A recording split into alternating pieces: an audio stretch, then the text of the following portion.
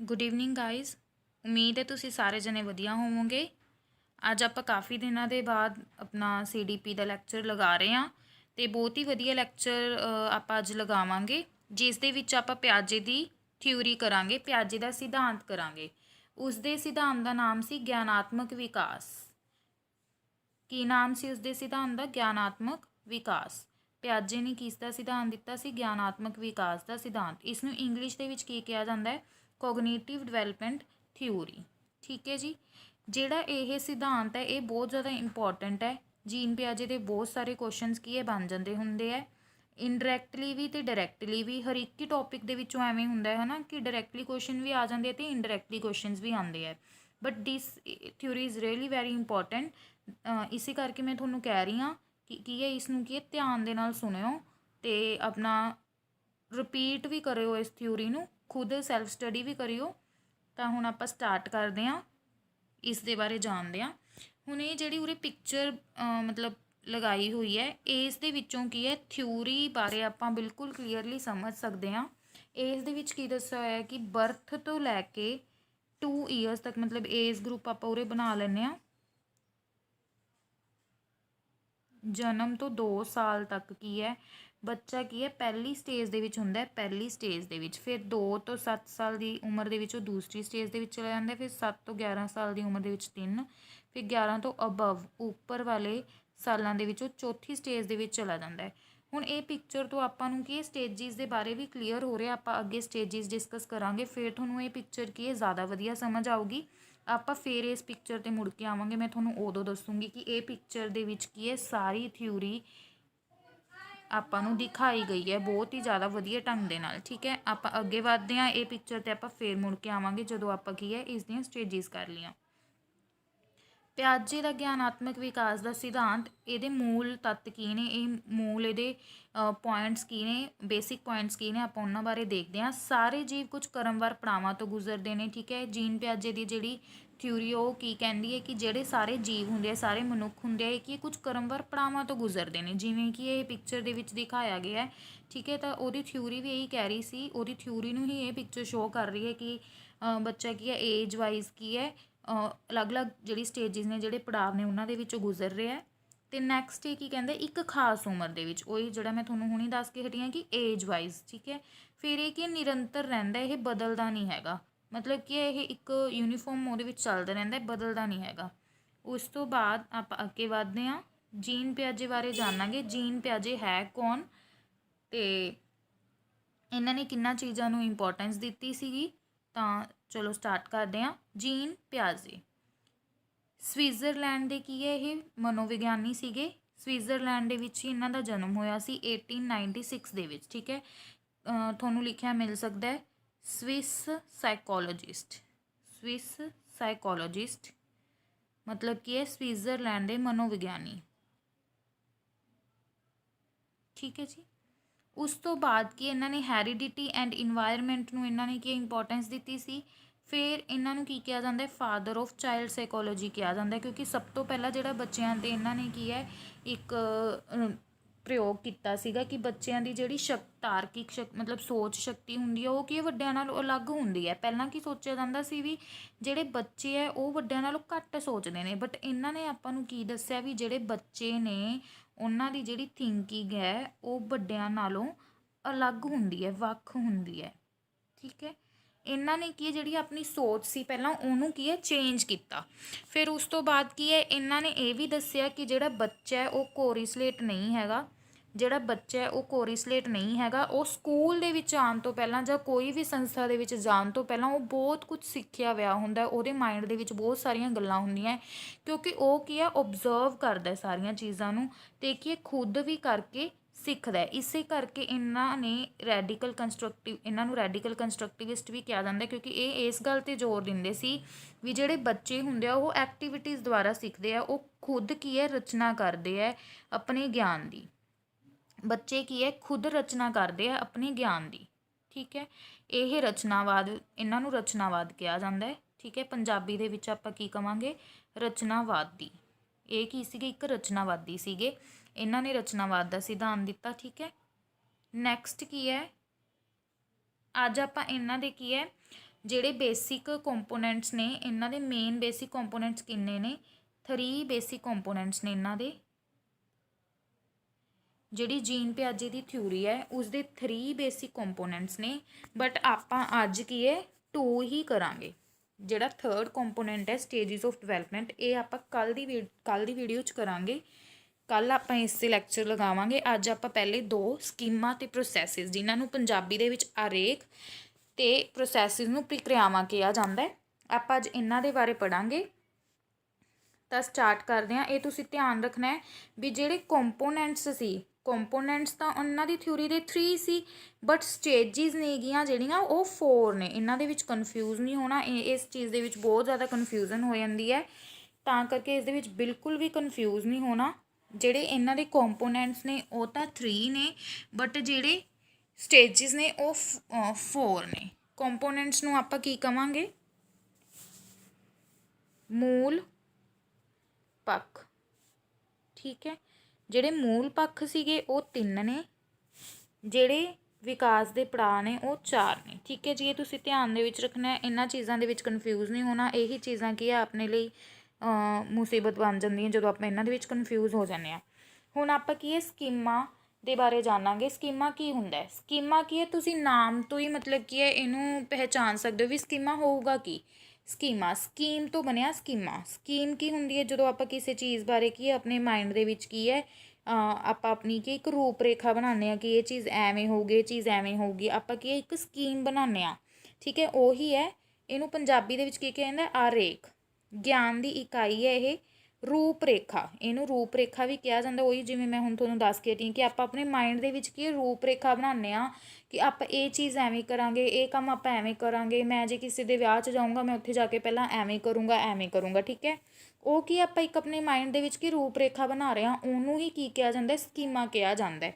ਇਸ ਦੇ ਵਿੱਚ ਕੀ ਹੈ ਇਕੁਇਲਿਬਰੀਅਮ ਅਤੇ ਡਿਸਇਕੁਇਲਿਬਰੀਅਮ ਦੀ ਵੀ ਕੀ ਹੈ ਸਿਚੁਏਸ਼ਨ ਆਉਂਦੀ ਹੈ ਸਕੀਮਾ ਦੇ ਵਿੱਚ, ਠੀਕ ਹੈ। ਇਸ ਦੀ ਆਪਾਂ ਇੱਕ ਐਗਜ਼ਾਮਪਲ ਲੈਂਦੇ ਹਾਂ, ਬਹੁਤ ਹੀ ਕਾਮਨ ਐਗਜ਼ਾਮਪਲ ਹੈ ਜਿਹੜੀ ਆਪਣੀਆਂ ਬੁੱਕਸ ਦੇ ਵਿੱਚ ਵੀ ਦਿੱਤੀ ਹੋਈ ਹੈ।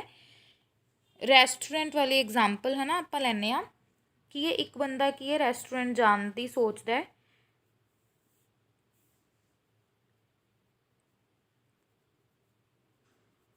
ਉਹ ਕੀ ਸੋਚਦਾ ਕਿ ਮੈਂ ਉੱਥੇ ਜਾਊਂਗਾ, ਮੈਂ ਆਪਣੇ ਟੇਬਲ 'ਤੇ ਬੈਠੂੰਗਾ, ਫਿਰ ਮੈਨੂੰ ਕੀ ਹੈ ਮੈਨਿਊ ਦਿੱਤਾ ਜਾਊਗਾ, ਮੈਂ ਮੈਨਿਊ ਦੇ ਵਿੱਚੋਂ ਚੀਜ਼ਾਂ ਸਿਲੈਕਟ ਕਰੂੰਗਾ, ਮੈਂ ਆਪਣਾ ਇੰਨਾ ਕੁ ਖਰਚਾ ਕਰਕੇ ਆਊਂਗਾ ਕੁੱਲ ਮਿਲਾ ਕੇ। ਉਹ ਕੀ ਹੈ ਆਪਣਾ ਸਾਰੇ ਕੀ ਹੈ ਖਰਚੇ ਦੀ ਵੀ ਕੀ ਲਿਸਟ ਬਣਾ ਲੈਂਦਾ ਆਪਣੇ ਮਾਈਂਡ ਦੇ ਵਿੱਚ ਹੀ ਕੀ ਇੱਕ ਰੂਪ ਰੇਖਾ ਬਣਾ ਲੈਂਦਾ ਕਿ ਮੈਂ ਇਹ ਖਾਣਾ ਹੈ, ਮੈਂ ਜਾ ਕੇ ਐਵੇਂ ਬੈਠਣਾ ਹੈ, ਮੈਂ ਫਿਰ ਮੈਨਿਊ ਲੈਣਾ ਹੈ, ਫਿਰ ਵੇਟਰ ਨੂੰ ਬੁਲਾਉਣਾ ਹੈ, ਫਿਰ ਮੈਂ ਇਹ ਚੀਜ਼ਾਂ ਔਡਰ ਕਰਨੀਆਂ, ਮੈਂ ਇੰਨੇ ਕੁ ਤੱਕ ਦਾ ਖਰਚਾ ਕਰਨਾ ਹੈ। ਇਹ ਕੀ ਉਹਦੀ ਸਕੀਮ ਹੋ ਗਈ। ਉਹਨੇ ਆਪਣੇ ਮਾਈਂਡ ਦੇ ਵਿੱਚ ਕੀ ਹੈ ਸਕੀਮ ਬਣਾ ਲਈ ਕਿ ਮੈਂ ਰੈਸਟੋਰੈਂਟ ਦੇ ਵਿੱਚ ਜਾ ਕੇ ਆਹ ਕੁਝ ਕਰੂੰਗਾ, ਠੀਕ ਹੈ। ਉਸ ਤੋਂ ਬਾਅਦ ਇਹੀ ਕੰਸੈਪਟ ਸੀਗਾ ਸਕੀਮ ਦਾ। ਇਸ ਤੋਂ ਬਾਅਦ ਕੁਛ ਨਹੀਂ ਹੈਗਾ। ਡਿਸਇਕੁਇਲਿਬਰੀਅਮ ਅਤੇ ਇਕੁਇਲਿਬਰੀਅਮ ਦੀ ਗੱਲ ਆਪਾਂ ਅੱਗੇ ਕਰਾਂਗੇ। ਤੁਹਾਨੂੰ ਥੋੜ੍ਹਾ ਜਿਹਾ ਚਲੋ ਦੱਸ ਦਿੰਦੀ ਹਾਂ। ਇਕੁਇਲਿਬਰੀਅਮ ਦੇ ਵਿੱਚ ਕੀ ਹੁੰਦਾ, ਜਦੋਂ ਜਿਹੜੀ ਉਹਦੀ ਸਕੀਮ ਬਣਾਈ ਹੁੰਦੀ ਹੈ ਉਹ ਉਹਦੀ ਲਾਗੂ ਹੋ ਜਾਂਦੀ ਹੈ, ਜਿਹੜੀ ਉਹਦੇ ਅੱਗੇ ਸਿਚੁਏਸ਼ਨ ਆਉਂਦੀ ਹੈ। ਬਟ ਡਿਸਇਕੁਇਲਿਬਰੀਅਮ ਕੀ ਹੁੰਦਾ, ਜਦੋਂ ਕਿ ਉਹਦੀ ਜਿਹੜੀ ਉਹਨੇ ਮਾਈਂਡ ਦੇ ਵਿੱਚ ਸਕੀਮ ਬਣਾਈ ਹੁੰਦੀ ਹੈ ਉਹ ਕੀ ਹੈ ਉਹਦੀ ਲਾਗੂ ਨਹੀਂ ਹੁੰਦੀ ਸਿਚੁਏਸ਼ਨ ਦੇ ਵਿੱਚ, ਉਦੋਂ ਕੀ ਹੈ ਡਿਸਇਕੁਇਲਿਬਰੀਅਮ ਦੇ ਵਿੱਚ ਆ ਜਾਂਦਾ, ਠੀਕ ਹੈ ਜੀ। ਹੁਣ ਆਪਾਂ ਨੈਕਸਟ ਕੀ ਹੈ ਇਸ ਦੇ ਪ੍ਰੋਸੈਸਿਸ ਕਰਾਂਗੇ। ਇਸ ਦੇ ਪੱਖ ਦੇ ਦੂਸਰਾ ਪੱਖ ਕਰਾਂਗੇ ਪ੍ਰੋਸੈਸਿਸ। ਇਸ ਨੂੰ ਪੰਜਾਬੀ ਦੇ ਵਿੱਚ ਪ੍ਰਕਿਰਿਆਵਾਂ ਕਿਹਾ ਜਾਂਦਾ ਹੈ।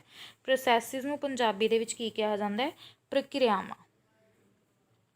ਜਿਹੜਾ ਜੀਨ ਪਿਆਜੇ ਹੈ ਇਸ ਨੇ ਕੀ ਤਿੰਨ ਤਰ੍ਹਾਂ ਦੀਆਂ ਪ੍ਰਕਿਰਿਆਵਾਂ ਦਾ ਕੀ ਵਰਣਨ ਕੀਤਾ ਸੀ।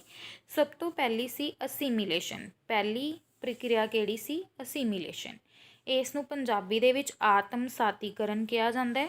ਇਸ ਦੇ ਵਿੱਚ ਕੀ ਹੁੰਦਾ ਹੈ, ਇਹ ਕੀ ਹੈ ਸਕੀਮਾਂ ਦੇ ਨਾਲ ਹੀ ਰਿਲੇਟਡ ਨੇ। ਇਹ ਤਿੰਨੇ ਜਿਹੜੀਆਂ ਪ੍ਰਕਿਰਿਆਵਾਂ ਨੇ ਇਹ ਕੀ ਹੈ ਸਕੀਮਾਂ ਦੇ ਨਾਲ ਹੀ ਰਿਲੇਟਡ ਹੈ। ਆਪਾਂ ਇਹਨੂੰ ਸਕੀਮਾਂ ਦੇ ਨਾਲ ਹੀ ਸਮਝਾਂਗੇ, ਸਕੀਮਾਂ ਵਾਲੀ ਐਗਜ਼ਾਮਪਲ ਦੇ ਨਾਲ ਹੀ ਸਮਝਾਂਗੇ, ਰੈਸਟੋਰੈਂਟ ਵਾਲੀ ਐਗਜ਼ਾਮਪਲ ਦੇ ਨਾਲ, ਠੀਕ ਹੈ। ਅਸੀਮੀਲੇਸ਼ਨ ਦੇ ਵਿੱਚ ਕੀ ਹੁੰਦਾ ਹੈ? ਆਰੇਖ ਦੀ ਵਰਤੋਂ ਨਾਲ ਸਮਾਯੋਜਨ। ਸਮਾਯੋਜਨ ਦਾ ਮਤਲਬ ਹੁੰਦਾ ਐਡਜਸਟ ਕਰਨਾ। ਸਮਾਯੋਜਨ ਕੀ ਹੁੰਦਾ? ਐਡਜਸਟਮੈਂਟ। ਸਮਾਯੋਜਨ ਕੀ ਹੁੰਦਾ? ਐਡਜਸਟਮੈਂਟ, ਠੀਕ ਹੈ ਜੀ। ਜਦੋਂ ਕੀ ਹੈ ਬੰਦਾ ਕਿਸੇ ਸਿਚੁਏਸ਼ਨ ਦੇ ਵਿੱਚ ਜਾ ਰਿਹਾ ਹੈ ਤੇ ਉਹ ਕੀ ਹੈ ਆਪਣੀ ਸਕੀਮਾਂ ਦੀ ਵਰਤੋਂ ਦੇ ਨਾਲ ਹੀ ਉਸ ਸਿਚੁਏਸ਼ਨ ਦੇ ਵਿੱਚ ਐਡਜਸਟਮੈਂਟ ਕਰ ਸਕਦਾ ਹੁੰਦਾ ਤਾਂ ਉਹ ਕਿਹੜੀ ਸਿਚੁਏਸ਼ਨ ਹੁੰਦੀ ਹੈ, ਅਸੀਮੀਲੇਸ਼ਨ। ਮਤਲਬ ਹੁਣ ਆਪਾਂ ਇਹਦੀ ਉਹੀ ਐਗਜ਼ਾਮਪਲ ਲੈਂਦੇ ਹਾਂ, ਮਤਲਬ ਕਿ ਉਹਨੇ ਰੈਸਟੋਰੈਂਟ ਜਾਣਾ ਸੀਗਾ ਤੇ ਉਹਨੇ ਪਹਿਲਾਂ ਜਾ ਕੇ ਟੇਬਲ 'ਤੇ ਆਪਣਾ ਬੈਠਣਾ ਸੀ ਤੇ ਫਿਰ ਉਸ ਤੋਂ ਬਾਅਦ ਉਹਨੇ ਮੈਨਿਊ ਲੈਣਾ ਸੀ, ਉਸਨੇ ਆਪਣਾ ਸਮਾਨ ਔਡਰ ਕਰਨਾ ਸੀ, ਜਿੰਨੇ ਵੀ ਪੈਸੇ ਉਹਨੇ ਲਾਣੇ ਸੀਗੇ, ਠੀਕ ਹੈ। ਉਹੀ ਉਹਦਾ ਸੇਮ ਟੂ ਸੇਮ ਸਾਰਾ ਜੋ ਉਸਨੇ ਆਪਣੇ ਮਾਈਂਡ ਦੇ ਵਿੱਚ ਸੋਚਿਆ ਸੀ ਉਹ ਸਾਰਾ ਕੁਝ ਹੋਇਆ, ਸੇਮ ਸਿਚੁਏਸ਼ਨ ਉਹਦੇ ਸਾਹਮਣੇ ਆਈ ਜੋ ਉਸਦੇ ਮਾਈਂਡ ਦੇ ਵਿੱਚ ਉਹਨੇ ਬਣਾਈ ਸੀ। ਤਾਂ ਉਹ ਕਿਹੜੀ ਪ੍ਰਕਿਰਿਆ ਹੋਈ, ਅਸੀਮੀਲੇਸ਼ਨ ਹੋ ਗਈ, ਠੀਕ ਹੈ। ਹੁਣ ਇਸ ਤੋਂ ਸੈਕਿੰਡ ਹੈਗੀ ਹੈ ਅਕੋਮੋਡੇਸ਼ਨ।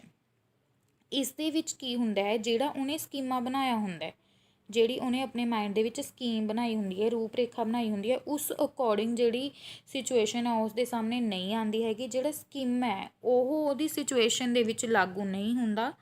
ਦੇਖੋ, ਆਰੇਖ ਦੀ ਵਰਤੋਂ ਕਰਕੇ ਸਮਾਯੋਜਨ ਕਰਨ ਵਿੱਚ ਅਸਫਲ, ਮਤਲਬ ਕੀ ਆ ਉਹ ਆਪਣੀ ਸਕੀਮਾਂ ਦੀ ਵਰਤੋਂ ਕਰਕੇ ਕੀ ਹੈ ਜਿਹੜੀ ਨਵੀਂ ਸਿਚੁਏਸ਼ਨ ਆਈ ਆ ਉਹਦੇ ਵਿੱਚ ਕੀ ਹੈ ਆਪਣਾ ਸਮਾਯੋਜਨ ਨਹੀਂ ਕਰ ਪਾਉਂਦਾ, ਐਡਜਸਟਮੈਂਟ ਨਹੀਂ ਕਰ ਪਾਉਂਦਾ। ਇਸ ਵਿੱਚ ਕੀ ਹੈ ਉਹਦੇ ਅੱਗੇ ਨਿਊ ਸਿਚੁਏਸ਼ਨ ਆਉਂਦੀ ਹੈ, ਉਸ ਦੇ ਬਿਹੇਵੀਅਰ ਦੇ ਵਿੱਚ ਚੇਂਜ ਦੀ ਲੋੜ ਹੁੰਦੀ ਹੈ। ਹੁਣ ਮੰਨ ਲਓ ਰੈਸਟੋਰੈਂਟ ਦੇ ਵਿੱਚ ਉਹ ਗਿਆ, ਉੱਥੇ ਬਹੁਤ ਜ਼ਿਆਦਾ ਭੀੜ ਸੀ, ਉਹਨੂੰ ਕੋਈ ਟੇਬਲ ਨਹੀਂ ਮਿਲਿਆ, ਠੀਕ ਹੈ, ਉਹਨੂੰ ਵੇਟ ਕਰਨਾ ਪਿਆ। ਬਟ ਉਹਨੇ ਆਪਣੀ ਸਕੀਮ ਦੇ ਵਿੱਚ ਤਾਂ ਇਹ ਸੋਚਿਆ ਹੀ ਨਹੀਂ ਸੀ ਕਿ ਮੈਨੂੰ ਵੇਟ ਕਰਨਾ ਪਊਗਾ। ਤਾਂ ਉਸ ਅੱਗੇ ਨਿਊ ਸਿਚੁਏਸ਼ਨ ਫਸਟ ਤਾਂ ਇਹ ਆ ਗਈ। ਫਿਰ ਉਸ ਤੋਂ ਬਾਅਦ ਜਦੋਂ ਉਹਨੇ ਵੇਟ ਕੀਤਾ ਉਸਨੂੰ ਥੋੜ੍ਹੀ ਦੇਰ ਬਾਅਦ ਟੇਬਲ ਮਿਲ ਗਿਆ, ਠੀਕ ਹੈ।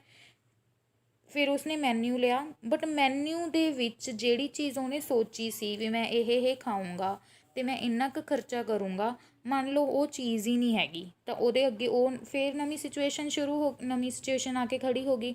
ਫਿਰ ਉਸ ਤੋਂ ਬਾਅਦ ਉਸਦਾ ਜਿਹੜਾ ਖਰਚਾ ਸੀਗਾ, ਜਿਹੜਾ ਉਹਦਾ ਬਿੱਲ ਸੀ ਉਹ ਵੀ ਉਸਨੇ ਜਿੰਨਾ ਸੋਚਿਆ ਸੀ ਉਸ ਤੋਂ ਜ਼ਿਆਦਾ ਬਣ ਗਿਆ। ਮਤਲਬ ਉਸਨੇ ਸੋਚਿਆ ਕਿ ਮੈਂ 1000 ਤੱਕ ਦਾ ਖਰਚਾ ਕਰਕੇ ਆਊਂਗਾ, ਬਟ ਉਹਦਾ 2000 ਦਾ ਖਰਚਾ ਹੋ ਗਿਆ। ਇਹ ਸਾਰੀ ਕੀ ਹੈ ਉਹਦੀ ਕੀ ਹੈ ਨਿਊ ਸਿਚੁਏਸ਼ਨ ਆ ਗਈ ਉਹਦੇ ਅੱਗੇ, ਸਾਰੀ ਦੀ ਸਾਰੀ ਬਿਲਕੁਲ ਹੀ ਡਿਫਰੈਂਟ ਸਿਚੁਏਸ਼ਨ ਆ ਗਈ ਉਹਦੇ ਸਕੀਮੇ ਤੋਂ, ਠੀਕ ਹੈ। ਹੁਣ ਉਹਨੂੰ ਕੀ ਹੈ ਬਿਹੇਵੀਅਰ ਦੇ ਵਿੱਚ ਚੇਂਜ ਕਰਨਾ ਪਊਗਾ, ਅਦਰਵਾਈਜ਼ ਕੀ ਹੈ ਉਹ ਡਿਸਇਕੁਲਿਬਰੀਅਮ ਦੇ ਵਿੱਚ ਚਲਾ ਜਾਊਗਾ। ਅਗਰ ਉਹ ਨਿਊ ਸਿਚੁਏਸ਼ਨ ਦੇ ਵਿੱਚ ਕੀ ਹੈ ਐਡਜਸਟਮੈਂਟ ਕਰਨ ਦੀ ਕੋਸ਼ਿਸ਼ ਨਹੀਂ ਕਰੂਗਾ ਤਾਂ ਉਹ ਡਿਸਇਕੁਲਿਬਰੀਅਮ ਦੇ ਵਿੱਚ ਚਲਾ ਜਾਊਗਾ, ਠੀਕ ਹੈ ਜੀ। ਤਾਂ ਉਸਨੂੰ ਕੀ ਹੈ ਆਪਣੇ ਬਿਹੇਵੀਅਰ ਦੇ ਵਿੱਚ ਚੇਂਜ ਕਰਨਾ ਪਊਗਾ। ਕੀ ਹੈ ਪਹਿਲਾਂ ਅਗਰ ਉਹ ਜਾ ਕੇ ਉਹਨੂੰ ਵੇਟ ਕਰਨਾ ਪੈ ਰਿਹਾ, ਉਹ ਕਹਿ ਦੇ ਨਹੀਂ ਮੈਂ ਤਾਂ ਵੇਟ ਨਹੀਂ ਕਰਦਾ ਹੈਗਾ, ਹੈ ਨਾ, ਉਹਦਾ ਕੋਈ ਕੰਮ ਨਹੀਂ ਬਣਨਾ ਸੀ। ਫਿਰ ਕੀ ਉਹਨੂੰ ਖਾਏ ਬਿਨਾਂ ਹੀ ਆਉਣਾ ਪੈਂਦਾ। ਤਾਂ ਕਰਕੇ ਉਹਨੇ ਬਿਹੇਵੀਅਰ ਦੇ ਵਿੱਚ ਵੀ ਚੇਂਜ ਕੀਤਾ ਵੀ ਚਲੋ ਕੋਈ ਨਹੀਂ ਮੈਂ ਵੇਟ ਕਰ ਲੈਣਾ, ਠੀਕ ਹੈ। ਫਿਰ ਉਸ ਤੋਂ ਬਾਅਦ ਉਸਨੇ ਇਹ ਬਿਹੇਵੀਅਰ ਦੇ ਵਿੱਚ ਚੇਂਜ ਕੀਤਾ ਵੀ ਚਲੋ ਕੋਈ ਨਹੀਂ ਮੇਰਾ ਖਰਚਾ 1000 ਦਾ ਮੈਨੇ ਸੋਚਿਆ ਸੀ ਬਟ 2000 ਦਾ ਹੋ ਗਿਆ। ਇਸ ਦੇ ਵਿੱਚ ਵੀ ਕੀ ਹੈ ਉਹਨੇ ਆਪਣੀ ਜਿਹੜਾ ਬਿਹੇਵੀਅਰ ਸੀ ਉਹਦੇ ਵਿੱਚ ਕੀ ਹੈ ਚੇਂਜ ਲਿਆਂਦਾ। ਮਤਲਬ ਕਿ ਅਕੋਮੋਡੇਸ਼ਨ ਦੇ ਵਿੱਚ ਤੁਸੀਂ ਇਹ ਪੁਆਇੰਟ ਯਾਦ ਰੱਖਣੇ ਹੈ ਕਿ ਸਕੀਮਾਂ ਤੋਂ ਉਲਟ ਸਿਚੁਏਸ਼ਨ ਆਉਂਦੀ ਹੈ, ਨਵੀਂ ਸਿਚੁਏਸ਼ਨ ਆਉਂਦੀ ਹੈ, ਬੰਦੇ ਨੂੰ ਕੀ ਆਪਣੇ ਬਿਹੇਵੀਅਰ ਦੇ ਵਿੱਚ ਚੇਂਜ ਕਰਨਾ ਪੈਂਦਾ ਹੈ।